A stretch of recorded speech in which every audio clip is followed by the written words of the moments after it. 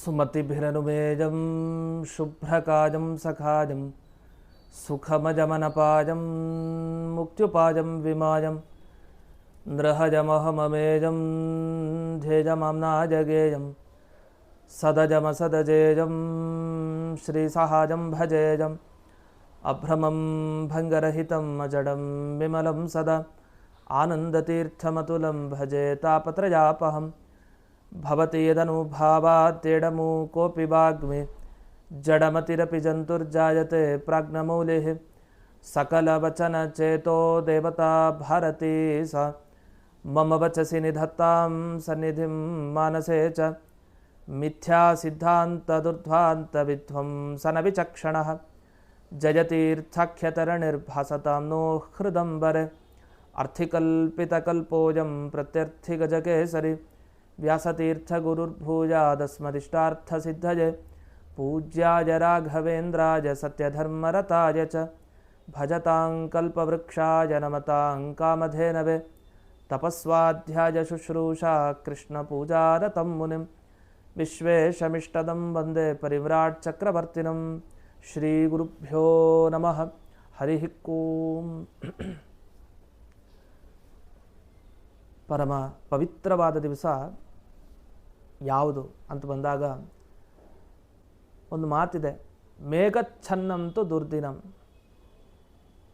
ಮಳೆ ಬರುವಂಥ ಕಾಲ, ಮೋಡ ಎಲ್ಲ ಕವಿದು ಬಿಟ್ಟಿದೆ, ಮುಚ್ಚಿಬಿಟ್ಟಿದೆ ಆಕಾಶವನ್ನು. ದುರ್ದಿನ ಅಂತೆ ಅದು. ಯಾಕೆ? ನಿದ್ದೆ ಹೊಡೆಯೋದು, ಬರೀ ಉದಾಸೀನ ಭಾವ ಬರುತ್ತಂತೆ. ಏನೂ ಮಾಡಬೇಕು ಅಂತ ಅನಿಸೋದೇ ಇಲ್ಲ.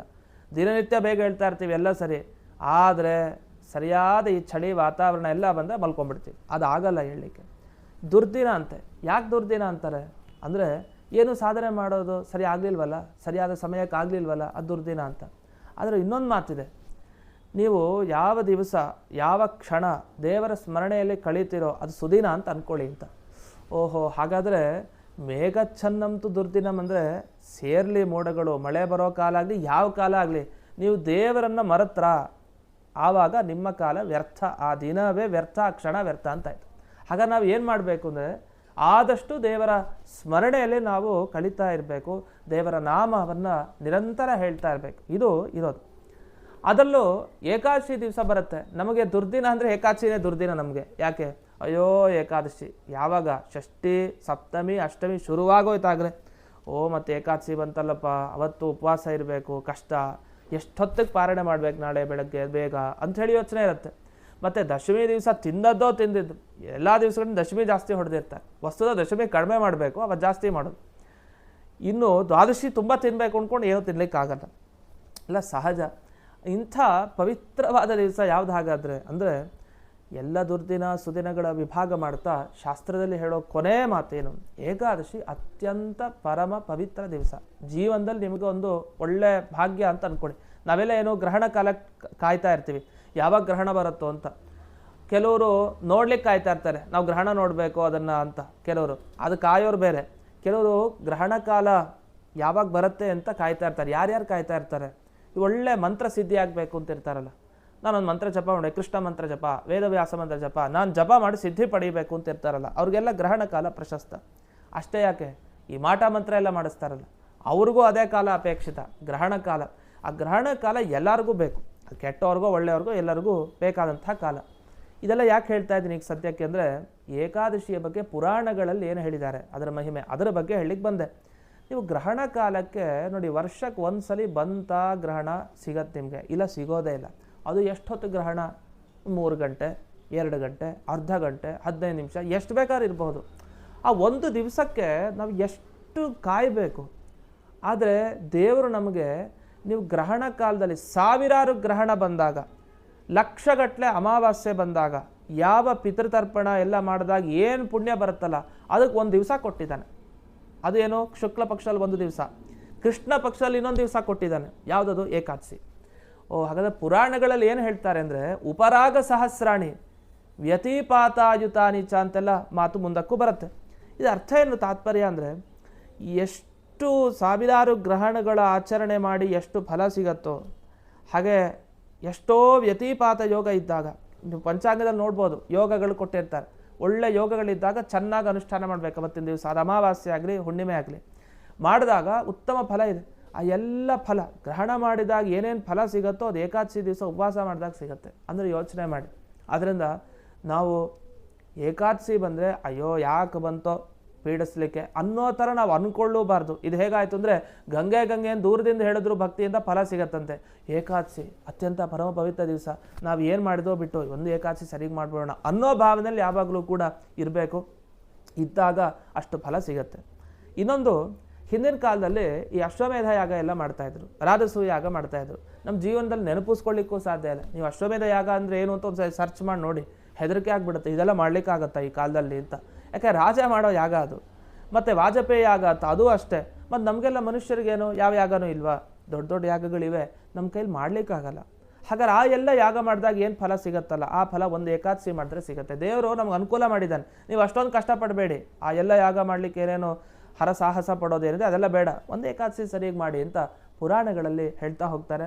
ಇನ್ನೊಂದು, ಏಕಾದಶಿ ಉಪವಾಸ ಏನು ಈ ಶಬ್ದಗಳಿಗೆ ಅರ್ಥ ಅದನ್ನು ಚೆನ್ನಾಗಿ ನಾವು ತಿಳ್ಕೊಳ್ಬೇಕು. ಪುರಾಣದಲ್ಲಿ ಒಂದು ಮಾತು ಬರುತ್ತೆ, ಏಕಾದಶ ಇಂದ್ರಿಯೈಸ್ತು ಯತ್ಕೃತಂ ಪಾಪಂ ನಶ್ಯತಿ ಏಕಾದಶಿ ಆಚರಣೆನ ಅಂತ. ಅಂದರೆ ನಮ್ಮ ಇಂದ್ರಿಯಗಳೆಷ್ಟು ಮನುಷ್ಯನಿಗೆ? 11 ಇಂದ್ರಿಯಗಳಿವೆ ನಮ್ಮಲ್ಲಿ. ಕಣ್ಣು, ಕಿವಿ, ಮೂಗು, 5 ಜ್ಞಾನೇಂದ್ರಿಯ, 5 ಕರ್ಮೇಂದ್ರಿಯ, ಕೈ ಕಾಲು ಇವೆಲ್ಲ ಇವೆ. ಜೊತೆಗೆ ಮನಸ್ಸಿದೆ ಮುಖ್ಯ. ಮನಸ್ಸು ಸರಿ ಇದ್ದರೆ ನೋಡಿ ಎಲ್ಲ ಇಂದ್ರಿಯ ಸರಿ ಇರುತ್ತೆ. ಈ 11 ಇಂದ್ರಿಯಗಳು ಪಾಪ ಮಾಡ್ತೇನೆ ಸುಮ್ಮನೆ ಕೂತಿರ್ತಾವೆ. ನಮ್ಮನ್ನು ಕಣ್ಣು ಒಂದು ಕಡೆ ಕರ್ಕೊಂಡು ಹೋಗುತ್ತೆ, ಕಿವಿ ಇನ್ನೊಂದು ಕಡೆ, ಮನಸ್ಸು ಇನ್ನೊಂದು ಕಡೆ, ಕಾಲು ಇನ್ನೊಂದು ಕಡೆ, ಕೈ ಇನ್ನೊಂದು ಕಡೆ, ಮಾತಾಡೋದು ಇನ್ನೊಂದು ಕಡೆ. ಹೀಗಾಗ್ಬಿಡುತ್ತೆ.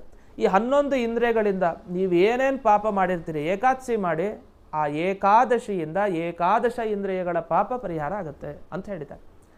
ನಮಗೆ ಅರ್ಥ ಆಯಿತು. ಏಕಾದಶಿ ಮಹಿಮೆ ಅಂದರೆ ನಾವು ಯಾವ್ಯಾವ ಇಂದ್ರಿಯದ ಏನು ಪಾಪ ಮಾಡಿದರೂ ಹೋಗುತ್ತೆ ಒಂದು. ಇನ್ನೊಂದು, ಉಪವಾಸ ಮಾಡಬೇಕು ಅಂತ ಇದೆ. ಬರೀ ಏಕಾದಶಿ ಮಾಡಿದರೆ ಸಾಕಲ್ಲ, ಉಪವಾಸ. ಏಕಾದಶಿ ದಿವಸ ಉಪವಾಸ ಮಾಡಬೇಕು ಅಂದೇನರ್ಥ ಅಂದರೆ 11 ಇಂದ್ರಿಯಗಳನ್ನು ನೀವು ಹೊರಗಡೆ ಹಾಕ್ಕೊಳ್ದೆ ದೇವರ ಕಡೆ ಹಾಕ್ಕೊಳ್ಬೇಕು ಅಂತ ಅರ್ಥ. ಅದಕ್ಕೆ ಉಪವಾಸ ಅಂತ ಕರೀತಾರೆ. ಉಪ ಅಂದರೆ ಹತ್ತಿರ. ಯಾರ ಹತ್ತಿರ?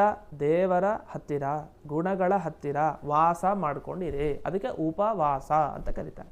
ಹಾಗಾದರೆ ಏಕಾದಶ, ದ್ವಾದಶಿಯಿಂದ 12 ದಿವಸ ಏಕಾದಶಿ, ದಶಮಿ 10, 11, 12 ಈ ಥರ ಹೇಳ್ತೀವಲ್ಲ. ಏಕಾದಶಿ ಎಂದು ಉಪವಾಸ ಮಾಡಿದರೆ ನಿಮಗೆ ಆಗ ಅದು ದೇವರ ಚಿಂತನೆಯಲ್ಲೇ ಮುಳುಗಿದ್ರೆ ಆಗ ಏಕಾದಶಿಯ ಪುಣ್ಯ ಸಿಗುತ್ತೆ. ಇನ್ನೊಂದು ಮಾತು ಹೇಳ್ತಾರೆ ಏನಂದರೆ, ಈ ದಾನಗಳಲ್ಲಿ ಯಾವ್ದು ಶ್ರೇಷ್ಠ ಅಂತ ಒಮ್ಮೆ ಚರ್ಚೆ ಆಯ್ತಂತೆ. ಯಾವ್ದು ಶ್ರೇಷ್ಠ ಅಂತ ಬಂದಾಗ ಈ ವಿದ್ಯಾದಾನ ಶ್ರೇಷ್ಠ, ಅನ್ನದಾನ ಶ್ರೇಷ್ಠ ಅಂತೆಲ್ಲ ಬಂತು. ಅದರಲ್ಲಿ ಭೂದಾನ, ಕನ್ಯಾದಾನ ಎಲ್ಲ ಬಂತು. ಮೊದಲನೇ ದಾನ ಭೂದಾನಕ್ಕೆ ಹೇಳ್ತಾರೆ. ಭೂದಾನ ತುಂಬ ದೊಡ್ಡದು, ಒಂದಿಷ್ಟಾರು ಭೂಮಿನ ಇನ್ನೊಬ್ರಿಗೆ ದಾನ ಕೊಡಿ ಉದ್ಧಾರ ಆಗ್ತೇವೆ. ಸರಿ, ಭೂದಾನ ಆದಮೇಲೆ ಯಾವ ದಾನ? ಕನ್ಯಾದಾನ ಮಾಡಿ. ತುಂಬ ಅದಕ್ಕಿಂತ ಶ್ರೇಷ್ಠ ಕನ್ಯಾದಾನ. ಅದೊಂದು 100 ಪಟ್ಟು 1000 ಪಟ್ಟು ಹೀಗೆ ಹೆಚ್ಚಾಗ್ತಾ ಹೋಗುತ್ತೆ ಈ ದಾನಗಳು. ಇನ್ನು ಮುಂದಿನ ದಾನ ಯಾವುದು? ವಿದ್ಯಾದಾನ. ಅದಾದಮೇಲೆ ಯಾವುದು? ಅಭಯದಾನ. ಒಬ್ಬರಿಗೆ ಕಷ್ಟ ಇದ್ದರೆ ಅನುಕೂಲ ಮಾಡ್ಕೊಡಿ ಸಾಕು, ಅದೇ ದೊಡ್ಡ ದಾನ ಅಂತ. ಇದೆಲ್ಲ ದಾನಕ್ಕಿಂತ ನೀವೇನೇನು ಪುಣ್ಯ ಪಡಿತೀರಲ್ಲ ಅದೆಲ್ಲ, ಅಂದರೆ ಸಂಕ್ರಾಂತಿಗಳು ಬಂದಾಗ ಆಚರಣೆ ಮಾಡೋದು ತುಂಬ ಪುಣ್ಯ, ಅಲ್ಲಿ ಮಾಡಿದ ಪುಣ್ಯ, ಬೇರೆ ಬೇರೆ ಒಳ್ಳೊಳ್ಳೆ ಸಮಯದಲ್ಲಿ ಮಾಡಿದ ಪುಣ್ಯ ಎಲ್ಲ ಸಿಗಬೇಕು ಅಂದರೆ ಒಂದೇ ಬಂದು ಏಕಾದಶಿ ಉಪವಾಸ ಮಾಡಿ ಸಾಕು. ಇದರಿಂದ ನೀವು ಪುಣ್ಯವನ್ನು ಪಡ್ಕೊಳ್ತೀರಿ ಅಂತ ಹೇಳ್ತಾರೆ. ಅಂದರೆ ಕನ್ಯಾದಾನಕ್ಕಿಂತಲೂ ಜಾಸ್ತಿ ಆಯಿತು, ಗೋದಾನಕ್ಕಿಂತ ಜಾಸ್ತಿ ಆಯಿತು. 1000 ಗೋದಾನ ಮಾಡಿದರೆ ಎಷ್ಟು ಫಲನೋ ಅಷ್ಟು ಫಲ. ಇನ್ನು ಭೂದಾನ, ವಿದ್ಯಾದಾನ ಎಲ್ಲ ದಾನಗಳು ಮಾಡಿದಾಗ ಏನು ಪುಣ್ಯ ಸಿಗುತ್ತೋ ಅದು ಒಂದು ಏಕಾದಶಿಯನ್ನು ಸರಿಯಾಗಿ ಅನುಷ್ಠಾನ ಮಾಡಿದ್ರೆ ಸಿಗುತ್ತೆ ಅಂತ. ಹಾಗಾಗಿಯೇ ಮಧ್ವಾಚಾರ್ಯರು ತಮ್ಮ ಕೃಷ್ಣಾಮೃತ ಮಹಾರ್ಣವ ಅನ್ನೋ ಗ್ರಂಥದಲ್ಲಿ ಏಕಾದಶಿಯ ಮಹಿಮೆ ಬಗ್ಗೆನೇ ಹೇಳಲಿಕ್ಕೊಂದು ಎಷ್ಟೋ ಶ್ಲೋಕಗಳನ್ನು ಹೇಳ್ತಾರೆ. ಹೀಗೆ ಇಂಥ ಏಕಾದಶಿಯ ಬಗ್ಗೆ ಅನೇಕ ಪುರಾಣಗಳಲ್ಲಿ ಅನೇಕ ರೀತಿ ವಿವರಣೆಗಳಿವೆ. ಅದರ ಪ್ರಕಾರ ನಾವು ತಪ್ಪದೆ ಏಕಾದಶಿ ಅನುಷ್ಠಾನವನ್ನು ಮಾಡೋಣ. ಎಂದೆಂದಿಗೂ ಇಂಥ ವ್ರತ ಸಿಕ್ಕಿದೆ, ದೇವರೇ ಕೊಟ್ಟಿದ್ದಾನೆ. ಗ್ರಹಣ ಕಾಲ ತನಕ ಕಾಯ್ತಾ ಕೂಡಬೇಡಿ. ಸಿಕ್ಕಿರೋ ಗ್ರಹಣ ಕಾಲದ ಪುಣ್ಯ ಏನೇನಿದೆಯಲ್ಲ ಆ ಪುಣ್ಯ ದೊರಕಿಸ್ಕೊಡೋ ಏಕಾದಶಿಯನ್ನು ಮರಿಬೇಡಿ. ತಪ್ಪದೆ ಪ್ರತಿ ತಿಂಗಳಿನ ಕೃಷ್ಣ ಶುಕ್ಲ ಎಲ್ಲ ಏಕಾದಶಿಗಳನ್ನ ಮಾಡಿ ನಿಮ್ಮೆಲ್ಲ ಪುಣ್ಯದ ಉತ್ಪತ್ತಿ ಪಾಪಗಳ ನಾಶ ಆಗಲಿ ಅಂತ ಪ್ರಾರ್ಥನೆಯನ್ನು ಮಾಡ್ತಾ ಈ ಸಂಚಿಕೆಯನ್ನು ಅಸ್ಮತ್ ಗುರುವಂತರ್ಗತ ವ್ಯಾಸತೀರ್ಥ ಗುರುವಂತರ್ಗತ ಭಾರತೀಯ ರಮಣ ಮುಖ್ಯ ಪ್ರಾಣಾಂತರ್ಗತ ಶ್ರೀಮನ್ಮೂಲ ಗೋಪಾಲಕೃಷ್ಣನಿಗೆ ಅರ್ಪಣೆಯನ್ನು ಮಾಡ್ತೇನೆ. ಶ್ರೀ ಕೃಷ್ಣಾರ್ಪಣಮಸ್ತು.